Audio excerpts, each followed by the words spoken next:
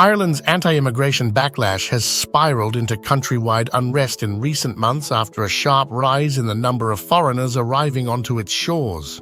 Protests, arson attacks, and hardening anti-immigration views have transfused Irish politics with a fervor not seen since the Troubles. Migration to Ireland has boomed in recent years.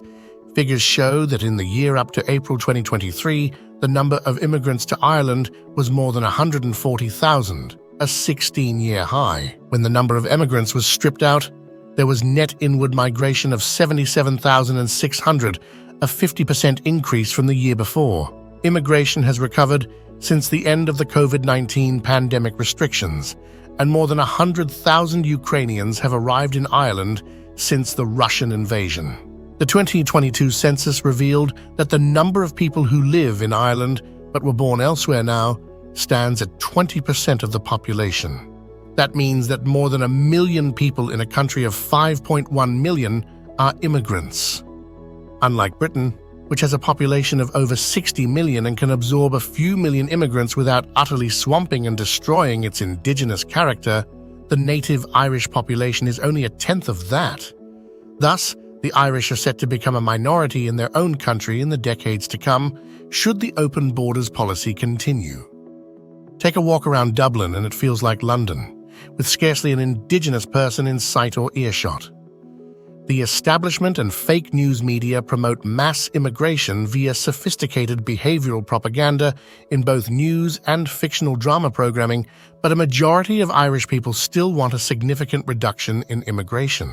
Let's take a look at some Irish perspectives. No, because this is happening all over the country. Are you nervous about? We're afraid we're going to be labelled as racist and that we don't like people from different places. But that's not the case. With the fact of the matter is, the facilities we have right now at the minute don't facilitate anybody that's already living here. Just messing around with our heads, this whole government, and I don't trust what's going on. I just want I think they're puppets for other powers, the elites, the WHO and all the rest of it, and possibly even King Charles. Just puppets for somebody else, and they're not caring for our own people. Ireland is now reaching the point, as in Britain, where immigrant and immigrant-descended groups have reached a critical mass and are able to start making demands for special rights, privileges, and handouts over and above the native Irish people. This is where the fake narrative of "they are just the same as us," which is pushed by the mainstream media establishment, collapses. Demands for affirmative action preference in jobs and extra government spending on their areas and programs, all at the expense of the indigenous Irish. Ireland has opened the floodgates to foreigners with no controls or checks, leaving rapists and murderers to prowl the streets, and no one, not the government, not opposition parties, not the media, not the police, is taking it seriously. But now, the Irish people have taken a stance for their country. Immigration protests are on the rise in Ireland, dominating politics in cities, towns, and villages. Protests at several locations in the north and west of the Republic of Ireland started in November 2018 against the placement of refugees in direct provision centres in rural locations. In February 2022, a major international refugee crisis occurred following the Russian invasion of Ukraine, with millions of Ukrainians displaced. Alongside almost all other European countries, Ireland accepted Ukrainian refugees fleeing the war. By mid-November 2022, over 58,000 Ukrainians had come to Ireland. November 2022 was also the beginning of the protests against the development of sites as temporary refugee shelters. Since the mid-2010s, Ireland has been experiencing a housing and accommodation crisis. The simultaneous overlap of both crises exacerbated each other. The failure to provide housing meant that refugees could not expect to find much accommodation in Ireland, and the arrival of thousands of refugees in Ireland meant further strains on housing and accommodation demands that were already peaking. While the protests have been mostly peaceful, some have turned violent, including in Dublin last year, where riots broke out after 3 young children and a woman were stabbed by a man of Algerian origin. Following this, dozens of arson attacks have happened in Ireland over the past year. Asylum seekers arriving in Ireland have surged to more than 26,000 over the past 2 years, marking a growth of nearly 200% from 2019. This reflects trends seen across Europe. There were 874,000 asylum applications in the EU in 2022 and almost 650,000 in the first 8 months of 2023, on top of 4 million Ukrainians awarded temporary protection since Russia's full-scale invasion in February 2022. Reception centers across Northern Europe are reaching capacity, though the number of people actually traveling to Europe without permission is much lower than in 2015.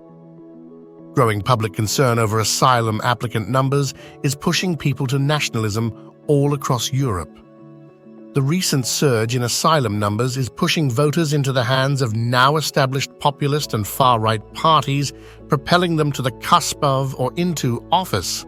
They are on course to make significant gains in European Parliament elections in June and to exert more sway over EU policymaking.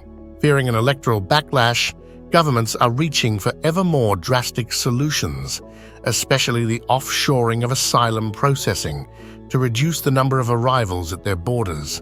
However, the Irish government has yet to do much. Irish citizens are protesting against the government's handling of mass migration, with concerns over housing shortages, rising costs of living, and high-profile crimes committed by migrants. Demonstrators are calling for an end to mass migration and criticizing the government for prioritizing migrants over the needs of Irish citizens.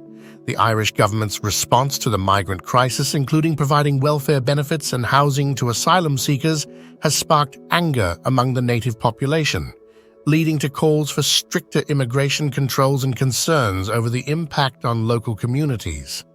Thousands of protesters carrying Irish flags rallied in Dublin, calling for an end to mass migration and demanding that a new nationalist government take its place. Chants of "Get them out" in reference to the government echoed throughout the nation's capital, while others carried signs reading "Irish Lives Matter" and "Under Siege, Invasion." Large banners reading "Mass Deportations" and "End the Plantation" hung from a bridge.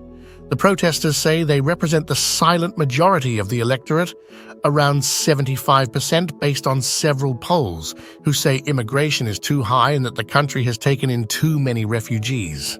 Their anger is also being fueled by how they are being treated by the mainstream media, which is dominated by liberal news outlets as well as the semi-state-run broadcaster RTE, who seldom cover protests or does so with bias.